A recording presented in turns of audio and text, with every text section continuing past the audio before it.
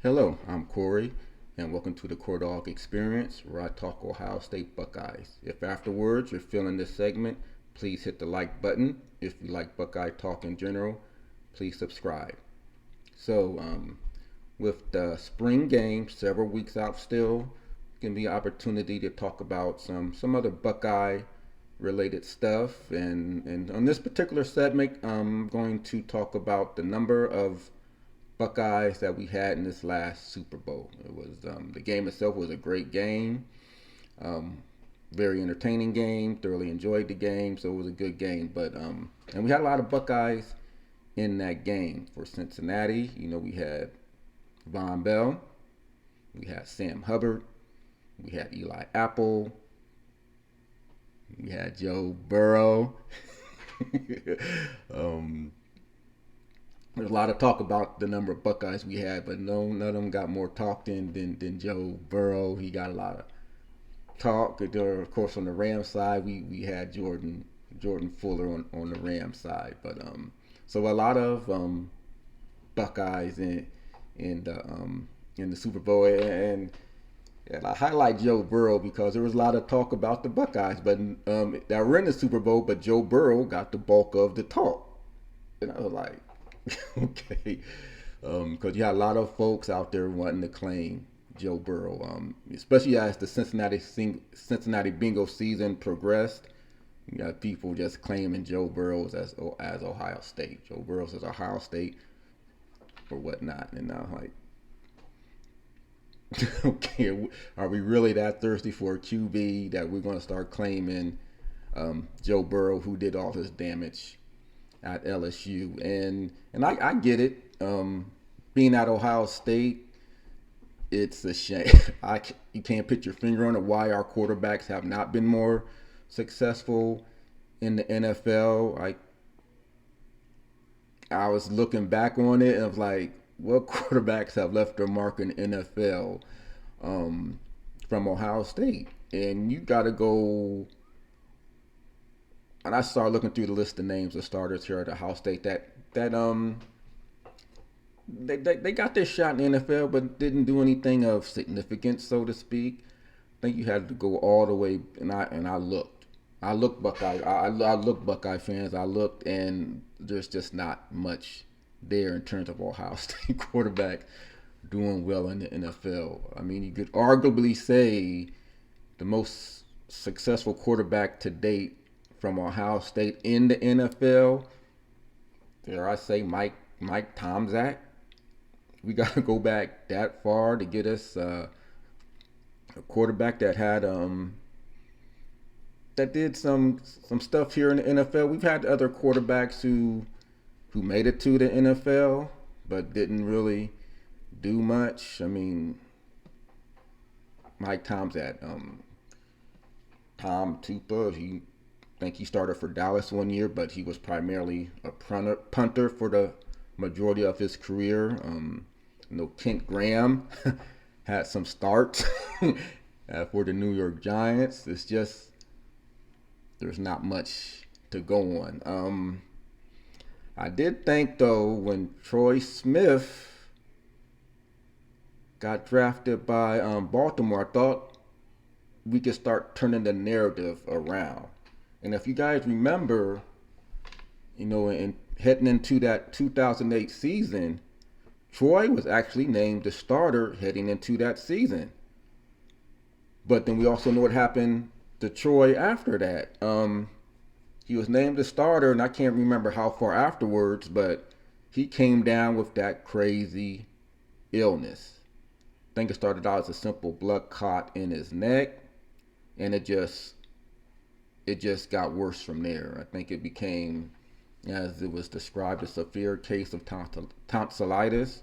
He lost a significant amount of weight, and it just not only derailed his career in Chicago, I don't think he ever fully recovered for that, and that was a shame that happened to him.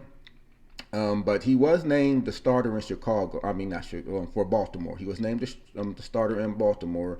We know what happened after that. Joe Flacco came in, and that was pretty much it for Troy Smith. And he tried to revive his career, I believe, in Frisco, but the coaching situation there wasn't the greatest with Michael Singletary. So Troy Smith never got on track. So and that was probably our best hope in a while was Troy Smith, and that faded. So hopefully, we got Haskins. If he can ever get his maturity issues under control, he might be able to still do something in NFL before it's too late. And of course, we have Justin Fields, so I think it's going to do some work there in Chicago if they surround him. So that circles us back around to Joe Burrow, because it's been a while since we could have that Ohio State could grab on the quarterback here in the NFL, because that's the one position we just have not had any success in the NFL is at the quarterback position. So with Joe Burrow coming along, a lot of fans are grasping on to him. Me at the beginning, not so much. I was like, okay, I know we haven't had anything, but he did all his stuff, did the stuff at LSU. I wasn't ready to claim Joe Burrow. I just wasn't. He did his stuff at LSU, but folks have pointed out he graduated from Ohio State, and at the time that he transferred out, I was not aware he had graduated. But yeah, it turns out he was a 3-year graduate. So technically, he was a grad transfer. So technically, he graduated from Ohio State. So you look at it from that viewpoint, then yeah, I can see that. So I sort of started swaying my opinion on, can we claim him or whatnot? Can we claim him? Just recently, our Lady Buckeyes won a share of the women's basketball Big Ten regular season. So, and that was unexpected. So, congrats to the ladies for doing that. But they're sharing the title. So I was thinking about it, putting that in the context of Joe Burrow and LSU. Yeah, you know what? We can share him. He came to Ohio State, did play some games, played a number of games for us, and he graduated from Ohio State. He was a grad transfer. He went to school here. He played for LSU. You know what? We're gonna share Joe Burrow. I did a 180. We can claim Joe Burrow. I'm all on board with that. I don't have a problem with claiming Joe Burrow as an Ohio State quarterback. I mean, the graphics in the NFL may say otherwise moving forward. It may say LSU or whatnot. He may wear his LSU wristband or the colors of LSU or whatnot, but technically, we can claim him. I'm going to claim Joe Burrow. There. I'm claiming Joe Burrow as Ohio State quarterback, the first Ohio State quarterback to play in the Super Bowl, or to lead his team, or to be a starter in the Super Bowl. However you want to pit it, I'm gonna claim Joe Burrow for Ohio State as Ohio State quarterback. Yeah, I got thirsty too. I'm gonna claim Joe Burrow and whatnot, and hopefully, like I said, Haskins and Fields can also join that narrative. And but for time being, I'm gonna claim Joe Burrow. So, with that being said, though, as with anything, you know how the chatterbox goes. Why gets back to that? Why did Ohio State let Burrow go? What was wrong with Urban Meyer for not starting Joe Burrow? And I think people look at what Joe Burrow's doing now. They look at what he did at LSU, and that's what the most recent success is what people go off of. But you have to go back. What precipitated Joe Burrow leaving? We got here to Ohio State. I believe he was already 3 years into the program. I believe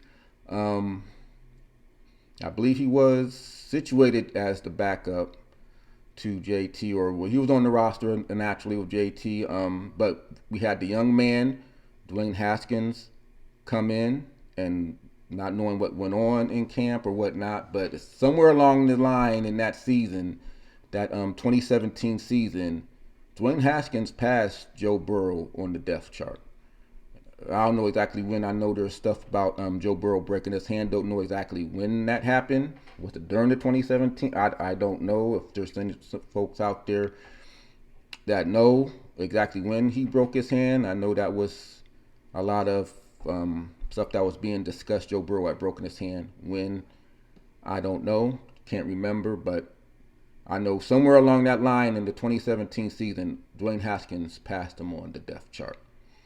And that was a weird 2017 season was just weird in general. That we had all the quarterbacks shuffling back and forth or whatnot, and throughout that year, J.T. Barrett was battling. I guess he had leg issues throughout that whole year, and it all culminated in that the Michigan game. We all know what happened in that Michigan game up in Ann Arbor in 2017. J.T. Barrett was practicing or whatnot on the in pregame warmups, got ran into, or however the accident occurred, aggravated an injury or whatnot, leg injury, and by the third quarter, J.D. Barrett couldn't play anymore, and I think a lot of folks thought Burrow was going to come in, but it wasn't Joe Burrow. Dwayne Haskins came in on that third quarter. And it wasn't mop-up duty. You remember Dwayne Haskins came in, Ohio State was trailing. We were trailing that game when Haskins came in. And we were all anxious on what is this young kid going to do. And Dwayne Haskins, he played. He played. I mean, he led the comeback. And I think if there's any one single play that may have sealed Joe Burrow's fate heading into the 2018 season, it was that third and long play. Dwayne Haskins to Austin Mack. We needed it. Dwayne Haskins threaded a needle. If y'all remember that play, you know what I'm talking about. And if I'm Joe Burrow, I'm sitting on the sidelines. That's like, how do you compete with that? I mean, there's nothing he's going to be able to do in the spring game, the 28 in the spring game the following season that's going to compete with that. You're not going to spring game. You try to emulate game situations. Well, Dwayne Haskins just had the ultimate audition for the starting spot heading into the 2018 season. There's no way Joe Burrow could do anything, in my opinion, that was going to supplant what Dwayne Haskins did in that particular game. I think Joe Burrow knew it. I think any reasonable fan knew it, because when I saw that throw, when I saw how he brought the team back, I said, there's our starting quarterback heading into 2018. Unless he hits a significant injury, I don't see anyone supplanting him as the starting quarterback heading into 2018. And I think Joe Burrow seen that, and being that he had already graduated from university, he wasn't going to get the playing time at Ohio State. There was nothing he could do moving forward to top what Dwayne Haskins just did in Ann Arbor. That pass alone to Austin Mack, I'm just like, how do you compete with that? There's no competing with that one throw. I think Joe Burrow said, you know what, I'm gonna take my ball and I'm gonna go elsewhere. And so he did. So I think either prior to the spring game or shortly thereafter, Joe Burrow announced his transfer to LSU. So now you got Joe Burrow at LSU, and people forget about his first season at LSU. They remember the 2019 season, and that's what they bring up when they want to talk about Urban Meyer and why he didn't start Joe Burrow over J.T. Barrett all those years that J.T. Barrett was starting. Not to go too far off on a tangent, but you're not going to bench J.T. Barrett for Joe Burrow, no matter what limitations JT may have had in the passing game. You don't bench a starter like JT Barrett and the production he had for for Joe Burrow. That was never going to happen under Urban Meyer. So 2018.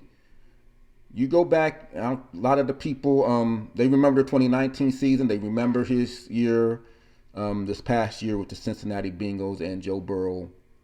He looks like the ultimate pro. There's no argument there. The guy's going to be what appears to be a very special quarterback moving forward. But you got to look back. What was he like in 2018 when a lot of people want to bring up now, why did Ohio State let Joe Burrow go? Why was he not starting at Ohio State? And the answer is quite simple. He was not as good as Dwayne Haskins. The stats lay that out in 20. Look at their stats in 2018. 2018, you line up Dwayne Haskins' stats, his first year as a starter, to Joe Burrow's stats, his first year as a starter. Compare the two stats from 2018. You look back and you look at that in a reasonable fashion. Joe Burrow made the right decision to leave. He was not better than Dwayne Haskins. Dwayne Haskins had a phenomenal year that year in 2018. Think looked some of the stats up. I mean, Joe Burrow's QB rating for that year was 133. I think he had 16 touchdowns to 5 interceptions. Dwayne Haskins lit it up in 2018. He lit it up, period. There's no, and no one at the time was saying, ooh, why did we let Joe Burrow go? Throughout that whole 28 season, I didn't hear those arguments. I didn't hear none of that. You know why? Because Dwayne Haskins was better. At that particular point in time, Dwayne Haskins was better than Joe Burrow. And the play proved that. Of course, now fast forward, now it looks totally flip-flop. Burrow's matured, and it appears, Haskins still may have some maturing to do. Who knows? It may have been the situation in Washington, but Haskins has some work to do. And hopefully he'll get the coaching he needs to do that. But in 2018, Haskins was the man in comparison to Joe Burrow. And of course, and then 2019, it's like Joe Burrow was a different person. He had a dream year. It's nothing taken away from Joe Burrow's that 2019 season. He had a magnificent year, and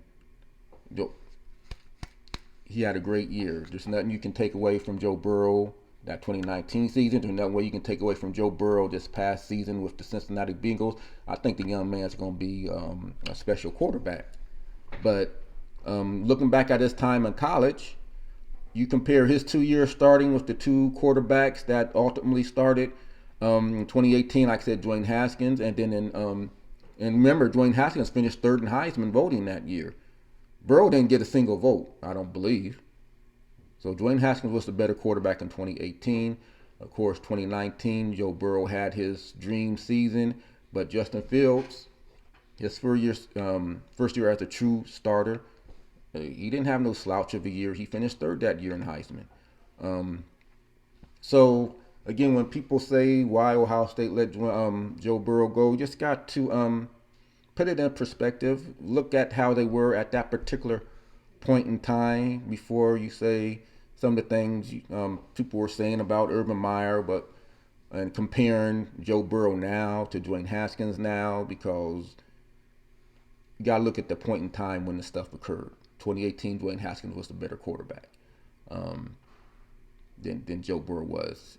The season played out that way. The stats proved it. He was better in 2018. 2019, LSU had a phenomenal team, and Joe Burrow, he did what he did, and he had a special year that year. So, but back to claiming him, I'm still gonna claim him. I'm gonna claim Joe Burrow, but I just wanted to take a look back at his college years and just put it in perspective in terms of what some of the folks are saying now, because it's easy to look at what they're doing now and compare it to maybe what went on back then, because I think some stuff gets left out, and they like doing the Joe Burrow, Dwayne Haskins comparison, which of course now it looks like Ohio State should have kept Joe Burrow, but in 2018, not so much the case. And so we'll see how their careers are moving forward. Like I said, I believe Joe Burrow is going to be special, and I'm claiming Joe Burrow is Ohio State. LSU, you're going to have to share him. You're going to have to share him. He went to he went to Ohio State. He graduated from Ohio State. LSU got to share him. There. And I don't have no problem saying that. Ohio State got a quarterback that won the Super Bowl. Not won the Super Bowl, but got into the Super Bowl and led his team to the Super Bowl. And Ohio State we can say that now. We can hold our head up high and we can say that. So I'm gonna wrap it up for this segment. That was my my thoughts and takes on the whole claiming Joe Burrow thing. Not often I do a 180, but in this particular case, I'm gonna do that 180 and make that claim on Joe Burrow. And if we're still talking about the record number of Buckeyes in the Super Bowl, there's one person we forgot about that spent 3 years at Ohio State too. Keandre Jones spent 3 years at Ohio State too. But we ain't trying to claim him. But if we're going for the record, if that helps us set a record, I'm going to claim Keandre Jones too before he transferred out. But that's my time, folks. Again, if you like this segment, please hit the like button. If you like Buckeye Talk in general, please subscribe. Until next time, OHIO, go Bucks. Thank you.